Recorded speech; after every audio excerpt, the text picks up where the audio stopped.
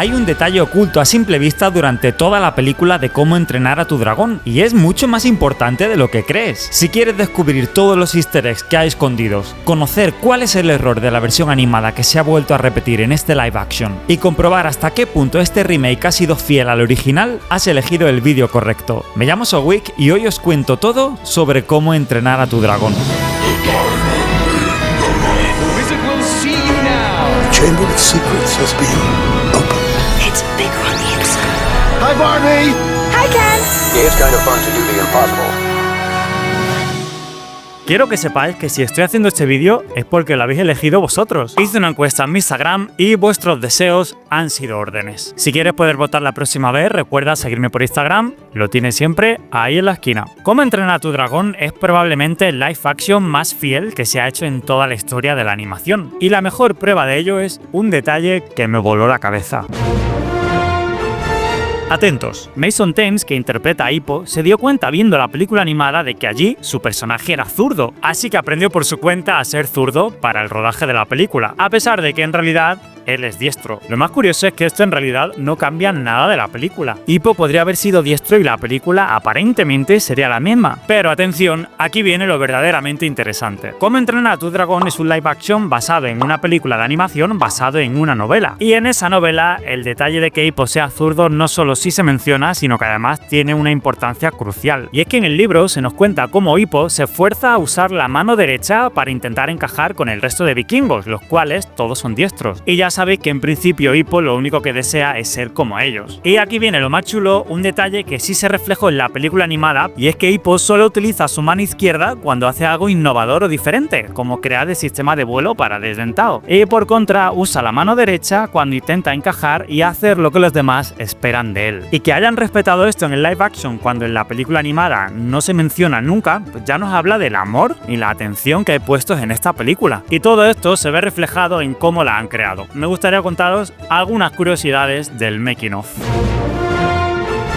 Cómo entrenar a tu dragón es una de esas películas que aprovecha al máximo los escenarios reales y los efectos prácticos. Ahora bien, y siento decepcionaros con esto, en ningún momento han utilizado a dragones reales para rodar la peli. En este caso utilizaron una pelota que hacía las veces de la cabeza de los dragones para que los actores tuvieran con qué interactuar. No obstante, y aquí viene lo más chulo del asunto, Desdentado sí que era real. Aunque las escenas más sencillas era una simple pelota, en momentos más complejos como las escenas de vuelo, construyeron un animatrónico real para que el actor pudiera subirse en él de verdad. Y Mason cuenta que para él era muy difícil mantener la concentración mientras el animatrónico se movía. Y su propia madre propuso al equipo la idea de poner la banda sonora de la peli animada a tope en todos los altavoces mientras que su hijo Mason rodaba esa escena, para que así se sintiera más dentro de la película. Así lo hicieron, y cuando vemos a Hippo volando con Desdentado, la misma música que escuchamos nosotros es la que estaba escuchando él en ese momento.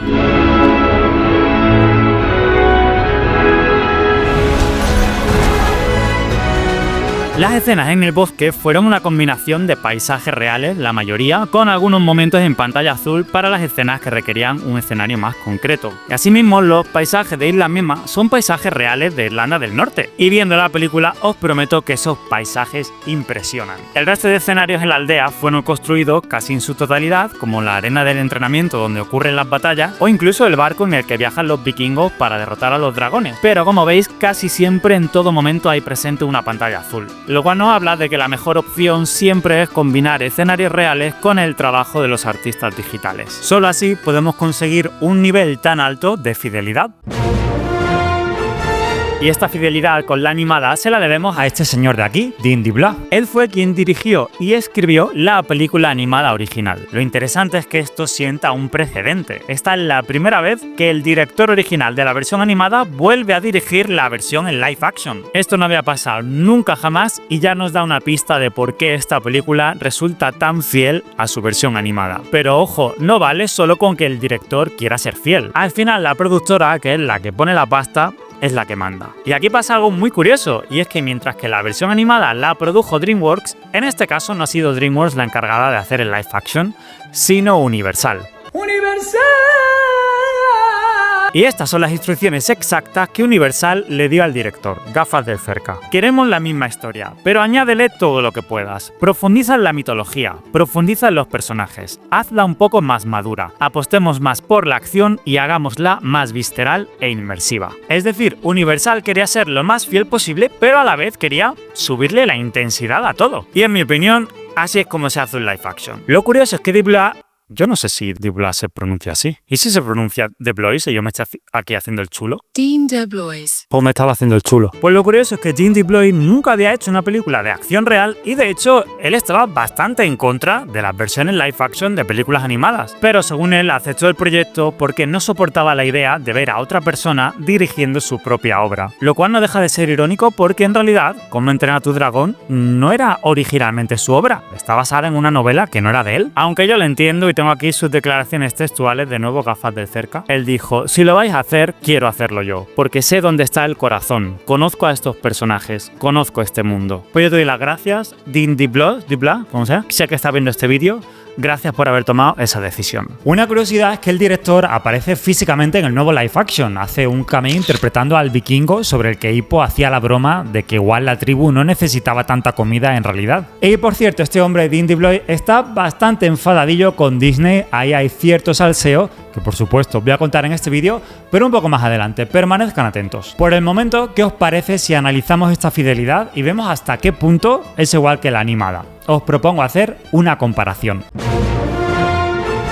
Como estáis viendo, efectivamente es muy fiel, incluso muchos de los planos son calcados. La escena donde Hippo se gana la confianza de Desdentado casi parece como si le hubieran pasado un filtro de inteligencia artificial para aumentarle el realismo, en plan Magnifique AI. Y tengo la sensación de que esto es con lo que mucha gente sueña cuando se anuncia un live action. Quieren que sea igual, solo que en la vida real. Y precisamente eso es lo que mucha gente está criticando en esta ocasión. ¿Para qué haces un live action si lo vas a hacer exactamente igual? Hace ya algunos años hice esta comparación con el del live action del Rey León y la mayoría de las opiniones decían que todo era igual pero sin vida, sin alma, que era como demasiado real y que parecía un documental. Sin embargo, en esta ocasión creo que es diferente. ¿Por qué? Bueno, lo primero, no puede parecer un documental porque tristemente los dragones no existen, igual que los unicornios, las sirenas, el reboot de Lizzie McGuire, pero parte de ese riesgo seguía existiendo. Podían perder color o expresividad en el proceso. No me hagáis recordar por favor al flounder de la sirenita.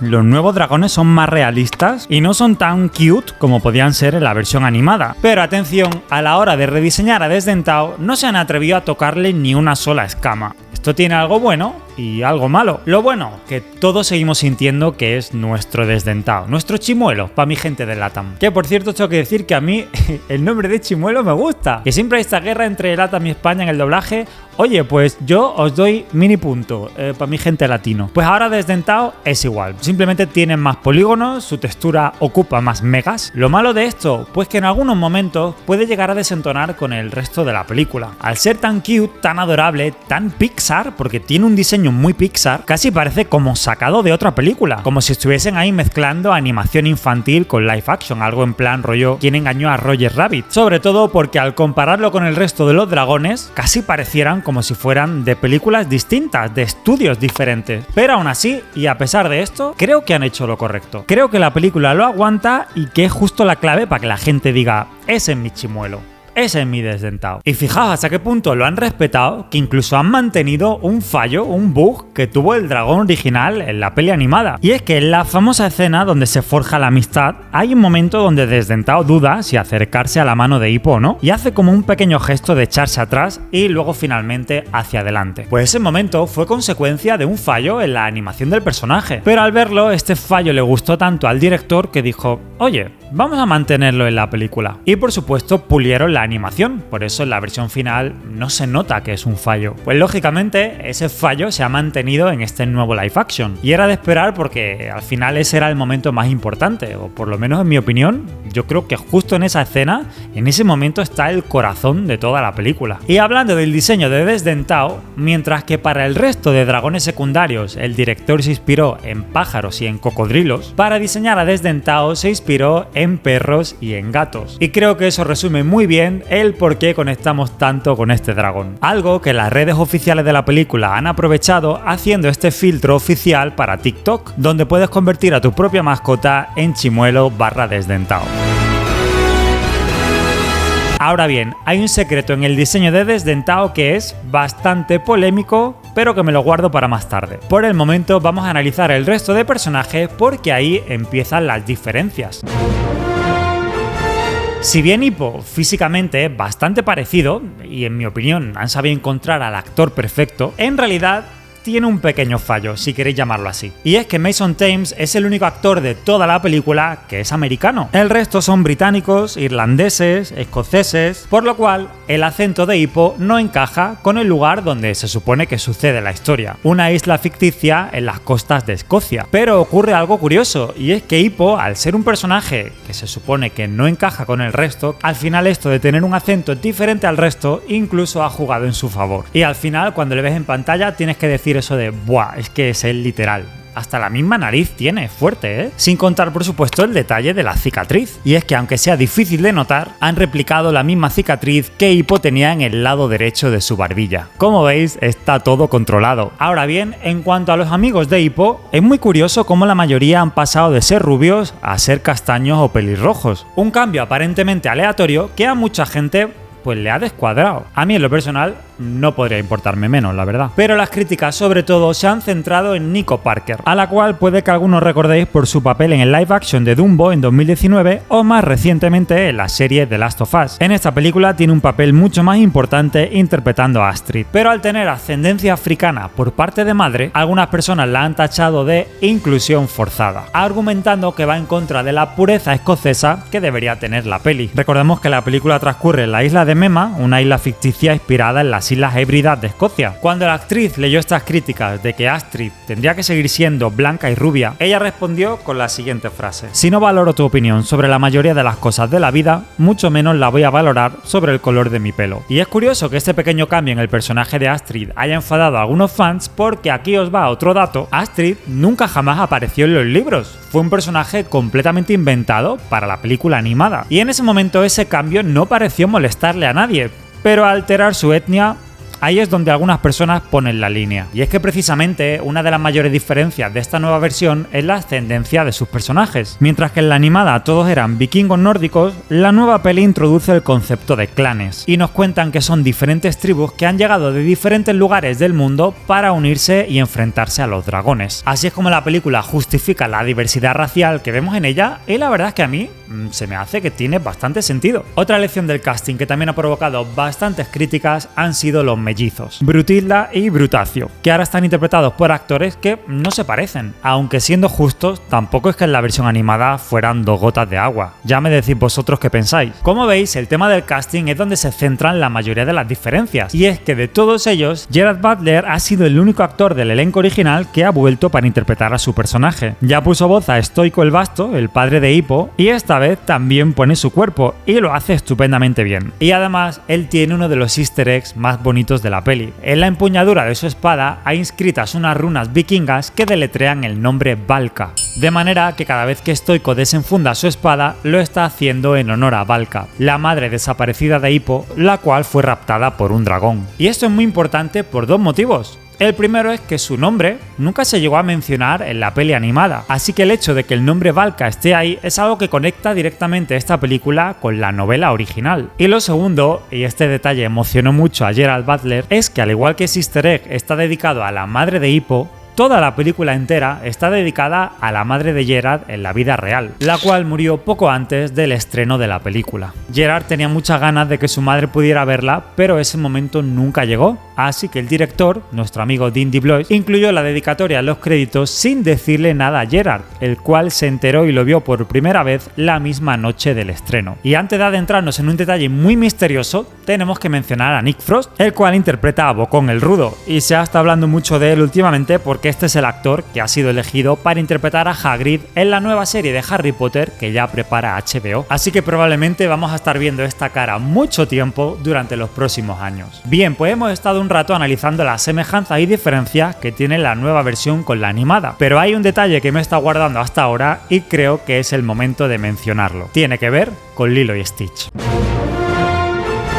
Y es que algo muy llamativo de esta película es la cantidad de paralelismos que tiene con Lilo y Stitch. Fijaos, las dos películas son un live action basado en una película animada basada en un libro. Y por supuesto, las dos están compitiendo en cartelera actualmente. Las dos tienen como protagonista a un humano inadaptado que se siente diferente al resto y acaba entablando una amistad con una criatura que también es diferente al resto. Y las dos suceden en una isla aislada, nunca mejor dicho. Pero aquí viene lo mejor. Las dos están dirigidas por la misma pareja de directores, Chris Sanders y Dean DeBlois. A la izquierda les tenéis en 2002, cuando dirigieron Lilo y Stitch, y a la derecha en 2010, cuando dirigieron Cómo entrenar a tu dragón. Y es que mientras que Chris Sanders ha regresado para el live action de Lilo y Stitch, no para dirigirla, sino para ponerle la voz a Stitch, algo que también hizo en la versión de 2002, el otro director de Lilo y Stitch, nuestro Dean DeBlois, ha sido ignorado por Disney completamente. Así que aunque los dos habían dirigido juntos tanto Lilo y Stitch como Cómo entrenar a tu dragón, ahora se han separado y las versiones en live action están enfrentadas, compitiendo actualmente en taquilla. Y esto es lo que declaró Dean DeBlois, el cual parece no estar muy contento con Disney. Tengo curiosidad por saber qué ha pasado con Disney, porque en este caso, Universal sí me contactó y me dijeron: oye, tú trabajaste en la película animada, ¿quieres hacer la versión en imagen real?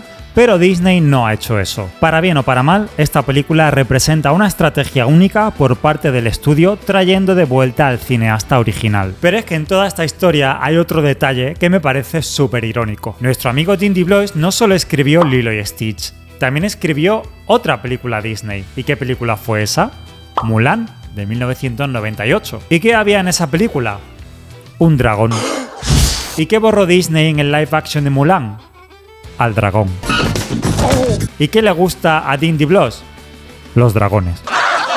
Vais viendo por qué está enfadadillo con Disney. Curiosamente, Cómo entrenar a tu dragón rescataba uno de los gags que él mismo había escrito para Mulan, el momento donde se esperaba la aparición de un dragón gigantesco para acabar resultando en la aparición de un dragón diminuto y aparentemente inofensivo. ¿Casualidad? Pues obviamente no. Ahora bien, el paralelismo más sorprendente entre Cómo entrenar a tu dragón y Lilo y Stitch lo tenemos en su criatura principal. Efectivamente, el diseño de Desdentado, chimuelo para mi gente de LATAM, es una copia del diseño de Stitch y ojo, esto nunca lo han ocultado. Al principio Desdentado tenía un diseño mucho más parecido al resto de dragones, era así como más feucho, pero eso hacía que el personaje no conectara tan bien con la audiencia. Y es entonces cuando Chris Sanders, el otro director de Cómo entrenar a tu dragón, dijo: oye, yo hice un personaje que conectó muy bien con la audiencia. Y es que Chris Sanders había sido el creador de Stitch. Así que dijo directamente: ¿y si copiamos su cara y se la ponemos a Desdentado? Al fin y al cabo era su propio personaje, así que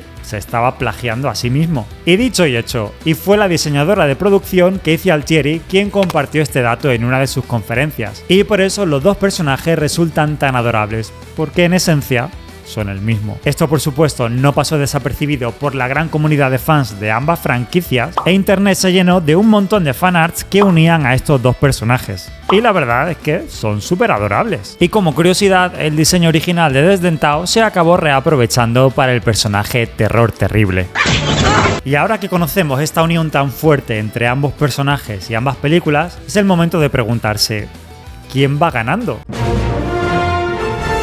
Pues comparando su primer fin de semana, Cómo entrenar a tu dragón ha recaudado más de 80 millones de dólares en Estados Unidos, mientras que Lilo y Stitch en su primer fin de semana recaudó casi el doble, 145 millones. Pero esta diferencia se hace aún más grande si tenemos en cuenta la inversión. Y es que Cómo entrenar a tu dragón ha costado 150 millones, mientras que Lilo y Stitch, al estar proyectada como una película para Disney Plus, solo contó con 100 millones de presupuesto. Es decir, que si tenemos en cuenta la rentabilidad, es Lilo y Stitch la que está ganando por goleada. Ahora bien, Universal puede estar muy pero que muy contenta porque esta es la primera vez en la historia del cine en la que una versión live action resulta más barata de hacer que su versión animada. Y es que la original costó 165 millones frente a los 150 del live action. Así que ellos también están jugando a esto de la rentabilidad y les está saliendo bastante bien. Bueno, ¿y qué supone todo esto para el futuro de los live action? Pues quiero compartir con vosotros algunas reflexiones.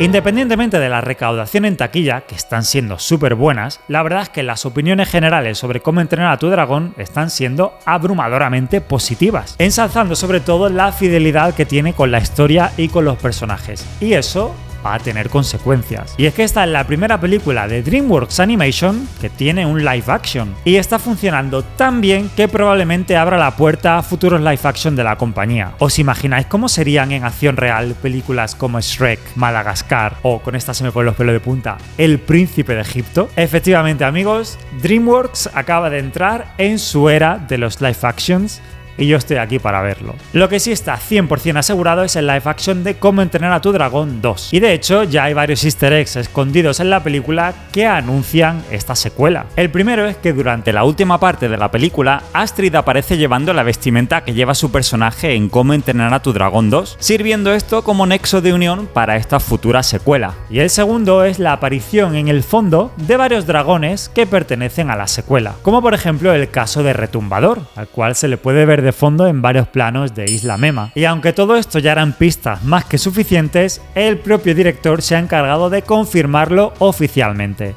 Ya está trabajando en la secuela de Cómo entrenar a tu dragón, por si hubiera alguna duda, que no la había. Y curiosamente, todo esto ha coincidido con la apertura de Epic Universe, el nuevo parque temático en Orlando que reúne varios mundos de Universal como Harry Potter, Nintendo o, de lo que estamos hablando en este vídeo, la Isla Mema. Lugar al que, por cierto, acudió el mismísimo Mason Thames para conocer a la versión de su personaje que estará en el parque recibiendo a los visitantes. Y por supuesto aprovecharon para recrear el mítico meme de Spider-Man. Como veis, el éxito de este live action está siendo innegable y yo no puedo evitar preguntarme una cosa. ¿Qué supone todo esto para Disney?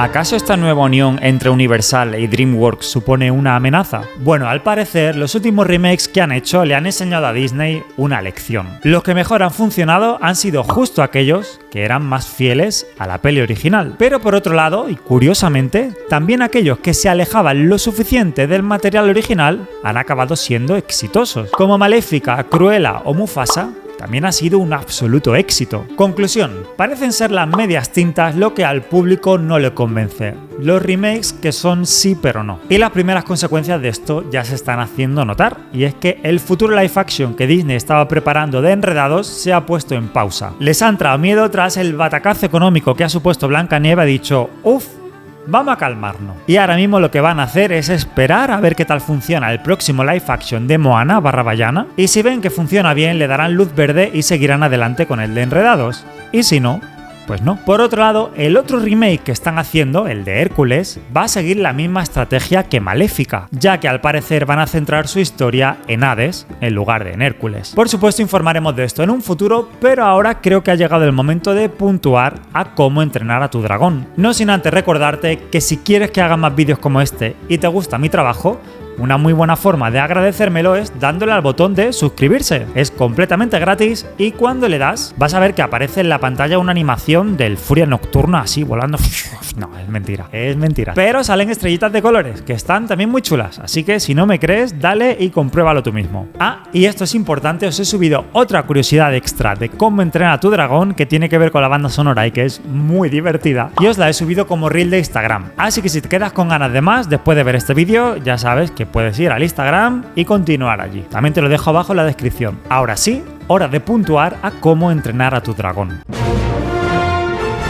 Así que por su alta fidelidad en la historia, unos paisajes abrumadores, un rediseño impecable en sus dragones, su grandiosa sensación de aventura, una banda sonora que emociona como el primer día y un protagonista perfecto, he decidido darle a Cómo entrenar a tu dragón 5 estrellas. Efectivamente estamos ante un live action 5 estrellas, gracias DreamWorks, gracias Universal, y es que puede que se hayan hecho live action mucho más ambiciosos que este y desde luego live actions que recaudarán mucho más que este, pero en mi opinión, y si me permitís la metáfora, creo que ningún remake había volado nunca tan cerca del corazón de su original, porque esta película ha sabido entender que a veces crecer no significa cambiar, sino recordar quién eres. Muchísimas gracias por ver este vídeo y si tú quieres, nos vemos en el siguiente. ¡Hasta la próxima!